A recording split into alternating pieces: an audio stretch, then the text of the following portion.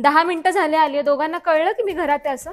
तिथे गेल्या गेल्या त्या दोघं पोरांनी एकीने पाणी आणून दिलं, एकाने बॅग उचलून नेली. काकू कशा आहे तुम्ही, काय झाली का पिकनिक झाली दोघांची. मी गेल्या गेल्या दोघं पोरं माझ्याशी बोलायला आले. तुमच्यासारखं नाही पाहुणे आले की लगेच अरे इथे पळू की तिथे पळू. त्याला विचारलं पुढे काय करणार, त्याचं सगळं रेडी, डिग्री पर्यंत कॉलेज वगैरे त्याला सगळं माहिती.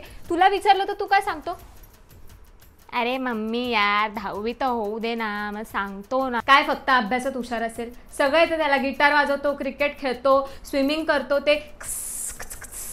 ते पण करून दाखवलं त्याने मला. बोलतात त्याला, बीट बॉक्सिंग बोलतात ना, माहिती सगळं, पण आपल्याला करायचं काहीच नाहीये. मी गेली तर सगळी कामं त्या पोरीने केली. तर का बाबा आई पाहुणे आले, तू बोलून घे मनसोक्त, हा बाकीची सगळी कामं उरलेली ती मी करते.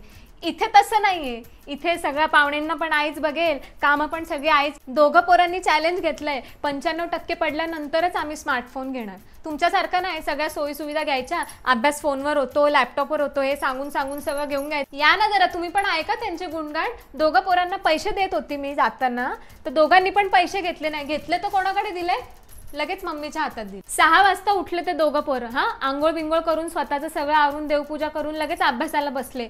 हे दोघं काय करतात, तो 11 वाजेपर्यंत अंथरुणात पादत पडतात. तुमच्याकडून काय होणार. तुम्हाला पण सांगून ठेवते, उद्यापासून जर तुम्ही यांचे लाड केले ना जास्त, तर मग तुम्ही आणि मी आहे.